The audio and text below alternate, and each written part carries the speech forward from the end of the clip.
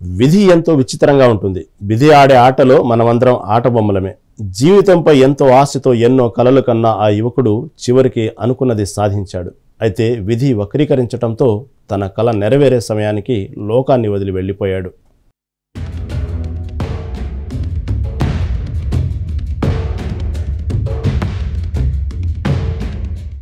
Army, police department ఈ రెండిటిలో ఏదో ఒక దానిలో ఉద్యోగం చేయాలని ఆ యువకుడు కలలు కన్నాడు. అందుకోసం ఎంత కష్టపడ్డాడు. అతని కష్టానికి ఫలితంగా సిఆర్పిఎఫ్ ఉద్యోగం వచ్చింది. కష్టం ఫలించిన కాలం కాటేసింది. అపాయింట్మెంట్ లెటర్ అందుకోక ముందే అందని లోకాలకు వెళ్ళిపోయాడు.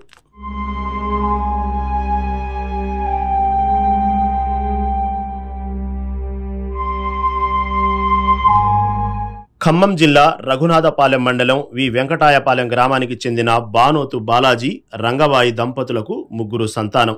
2 కుమార్తెలు, 1 కొడుకు. సాఫీగా సాగుతున్న ఆ కుటుంబాన్ని అనుకోని ఘటనలు చిన్నాభిన్నం చేశాయి. ఏడాదిన్నరలో ఆ ఇంట్లో వరుస మరణాలు గ్రామాన్ని కలిచివేశాయి. 14 నెలల క్రితం తల్లి రంగబాయి గుండెపోటుతో ప్రాణాలు కోల్పోయింది. దీంతో ఆ కుటుంబంలో విషాదం నెలకొంది.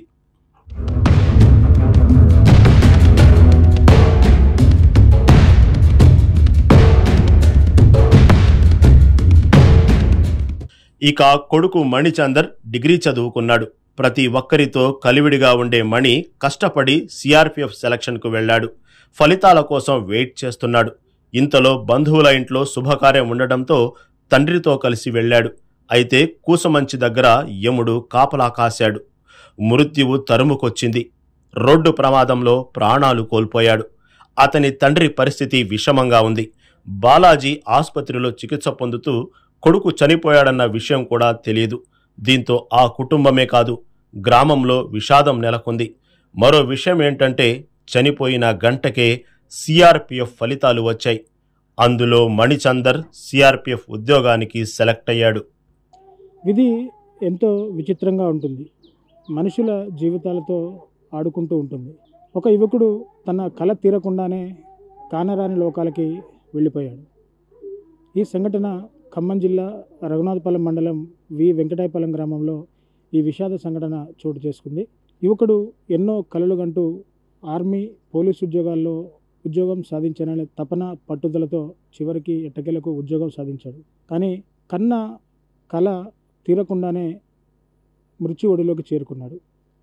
రోడ్డు ప్రమాదం రూపంలో ఆ యువకుడిని మృత్యువు బలి తీసుకుంది.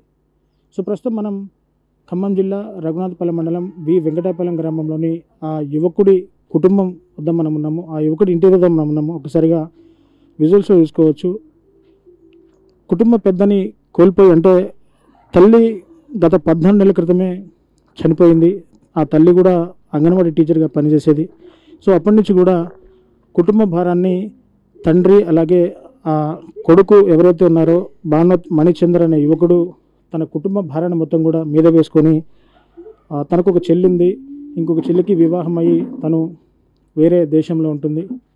సో ఇక్కడ తను రోజువారీ పనుల మీద, అంటే కూస్మంచి వాళ్ళ బంధువుల ఇంటికి వెళ్ళి వస్తున్న క్రమంలో ఒక్కసారిగా కూస్మంచి హైవే మీద ఆగి ఉన్న లారీని వెనుక నుంచి ఆ ద్విచక్ర వాహనం ఢీకొట్టడంతో తండ్రికి తీవ్ర గాయాలయ్యి ఆ తండ్రి ఖమ్మం ప్రభుత్వ ఆసుపత్రిలో చావు బ్రతుకుల మధ్య కొట్టుమిట్టాడుతున్నారు.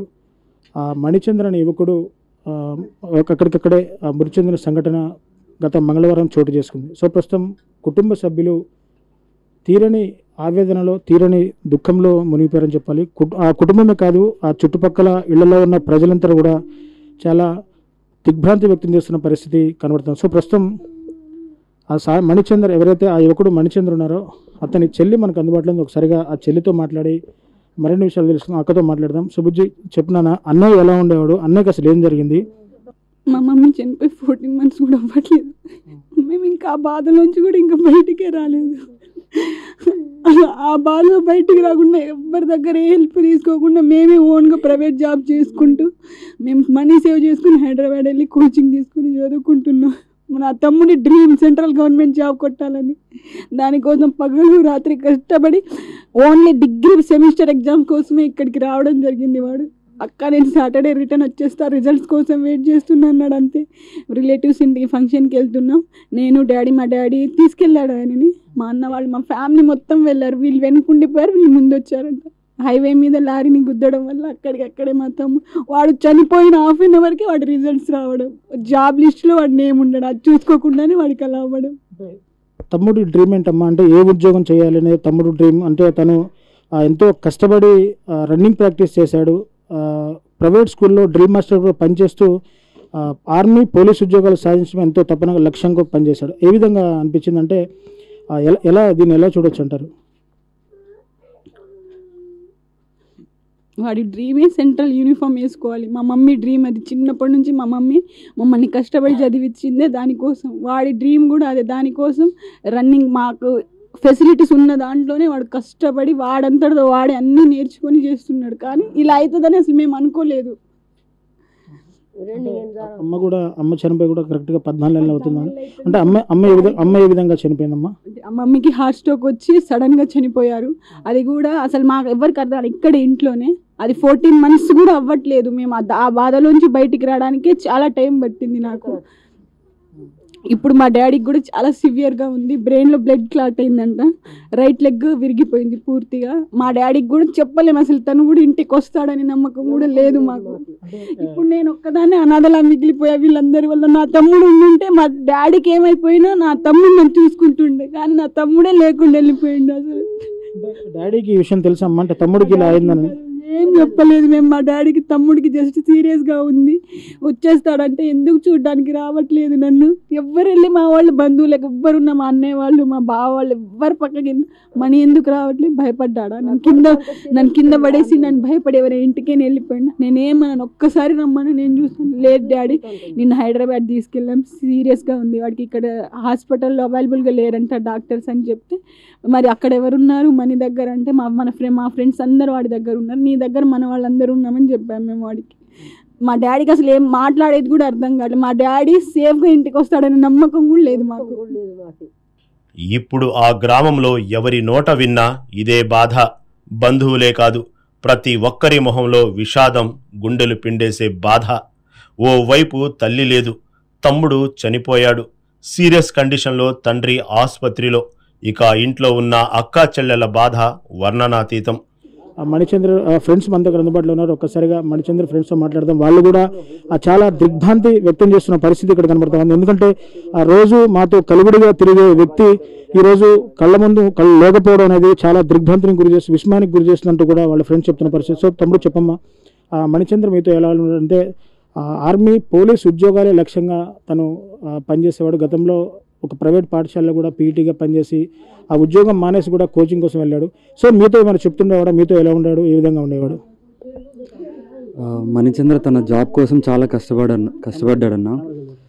వాళ్ళ ఫ్యామిలీ ఆర్థిక పరిస్థితి ఆలోచించి తనే జాబ్ చేసుకొని ఆ కోచింగ్ కోసమని కష్టపడి అదే ప్రయత్నంతో బాగా ప్రయత్నించాడు. కానీ జాబ్ వచ్చేసరికి ఇలా జరగడం చాలా విషాదకరం. మేమందరం ఇట్లా అనుకోలే, ఇలా జరుగుతుంది అనుకుని. నిజానికి ఇది చాలా బాధాకరం, ఇంకా జీర్ణించలేకపోతున్నాం. అంటే ఏ విధంగా ఉన్నాడు మీతో? ఫ్రెండ్షిప్ కానీ ఏ విధంగా ఉండదు? మణిచంద్ర బిహేవియర్ ఎట్లా ఉండదు, అలవాట్లు ఏ విధంగా ఉండదు? అతను మా అందరిలో కన్నా చాలా మంచిగా ఉండేటోడన్న. ఎట్లాంటి విషయంలో కూడా గొడవలు అట్లాంటివి దగ్గర ఉండకుండా చాలా దూరంగా ఉండేటోడు. ఫ్యామిలీకి ఎక్కువ ప్రిఫరెన్స్ ఇస్తాడు.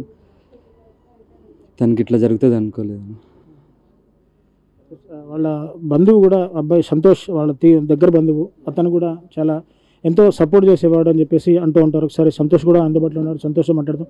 సో సంతోష్ ఏ విధంగా ఉండేవాడు? మణిచందర్ అంటే ఆ ఉద్యోగం చేయడమే తన లక్ష్యం, కానీ తీరా చనిపోయిన తర్వాత రిజల్ట్ వచ్చింది. సిఆర్పిఎఫ్ ప్రకటించిన ఫలితాల్లో మణిచందర్ కానిస్టేబుల్గా ఎంపికయ్యాడని చెప్పేసి కూడా ఆ రిజల్ట్స్ వచ్చిన పరిస్థితి. దీన్ని ఏ విధంగా చూసుకోవచ్చు? అతని ఆశయం, అతని ఆలోచన, అతని విధానం అన్నీ వేరేగా ఉండేవి మణిచంద్రయ్య. ఆయన పొద్దున 5:30కి లేచి ఆయన ఆశయం ఏదంటే ఆర్మీలో జాబ్ చేయాలనేసి ఆయన కోరిక. వాళ్ళ అమ్మ, వాళ్ళ కుటుంబం మొత్తం ఆ బాబు మీద ఆధారపడి, ఆ బాబు జాబ్ వస్తే తనకు కూడా తన ఫ్యామిలీ, తన చెల్లి వచ్చేసి కానీ, తన అక్క వచ్చేసి కానీ, వాళ్ళ నాన్న వచ్చేసి కానీ నేను మంచిగా చూసుకోవాలి, నా కుటుంబాన్ని నేను మొత్తం నేను హ్యాండిల్ చేసుకోవాలనేసి తన ఆశయం మొత్తం ఆర్మీ జాబ్ మీద ఉండేసి 2018లో అమర్ జవాను మురళీ నాయక్తో పాటు అప్పట్లో ఒకసారి ఉద్యోగం వస్తే వాళ్ళ అమ్మగారు అతనికి వద్దు నాన్న ఈసారి నెక్స్ట్ టైం చూద్దులే అంటే సరే దురదృష్టవశాత్తు 2024 ఏప్రిల్ నెలలో వాళ్ళ అమ్మగారు చచ్చిపోవడం జరిగింది. అప్పటి నుంచి ఆ 14 నెలల వ్యవధిలోనే మన మణిచంద్ర కూడా దురదృష్టవశాత్తు రోడ్డు ప్రమాదంలో చచ్చిపోవడం జరిగింది. అన్నయ్య మనకు జాబ్ వస్తుంది, నెక్స్ట్ నెల ఖచ్చితంగా జాబ్ వస్తుంది, 100%, 100కు 100% నాకు జాబ్ వస్తుంది, మీరు చూస్తూ ఉండండి అనేసి మాకు మెరిట్ లిస్ట్లో ఇప్పుడు తీరా వచ్చేపాటికి అతను ఈ దురదృష్టవశాత్తు ఈ జాబ్లో అతని పేరు ఉండేసరికి మాకు తీరని శోకం, చెప్పలేని బాధ. చాలా వరకు మాకు నాకైతేనే, కుటుంబ సభ్యులకైతేనే, బంధువులకైతేనే, స్నేహితులకైతేనే, చుట్టుపక్కల ప్రాంత ప్రజలకైతేనే, చుట్టుపక్కల స్నేహితులకైతేనే అందరికీ చాలా విధంగా బాధగా ఉంది, జీర్ణించలేకపోతున్నాం చాలా వరకు. పెద్దలు చెప్పినట్లు కాలం ముందు ఎవరైనా తల వంచాల్సిందే. ఎందుకంటే కాలానికి కొన్ని సందర్భాల్లో దయ ఉండదు, జాలి అంతకన్నా ఉండదు. కేవలం ముందుకు సాగిపోవడం మాత్రమే తెలుసు. సో ఏది ఏమైనా తల్లిని, ఇటు కుటుంబానికి అండగా ఉన్న తమ్ముడిని కోల్పోయి దిక్కు తోతని స్థితిలో ఆ అక్క ఏడుస్తూ కన్నీటి పర్యంతమవుతున్న పరిస్థితి మనం ఇక్కడ చూసుకోవచ్చు. సో ఈ గ్రామంలో ఉన్న ప్రజలందరూ కూడా చాలా దిగ్భ్రాంతిని వ్యక్తం చేస్తున్నారు. మణిచందర్ అందరితో ఎంతో కలివిడిగా స్నేహపూర్వకంగా ఉండేవాడు, ఎటువంటి దురలవాట్లు లేవు, అందరినీ స్నేహపూర్వకంగా ఎంతో మర్యాదగా పలకరించేవాడని చెప్పేసి కూడా గ్రామస్తులు అతని మరణ వార్తను విని ఆ షాక్ అయినటువంటి పరిస్థితి ఈ గ్రామంలో పూర్తిగా విషాద ఛాయలు అలుముకున్నాయని చెప్పాలి. సో ఇది ఇక్కడ నుంచి తాజా పరిస్థితి. కెమెరా పర్సన్ హరిప్రసాద్తో రిపోర్టర్ దేవేందర్, మెగానన్ టీవీ, ఖమ్మం నుంచి.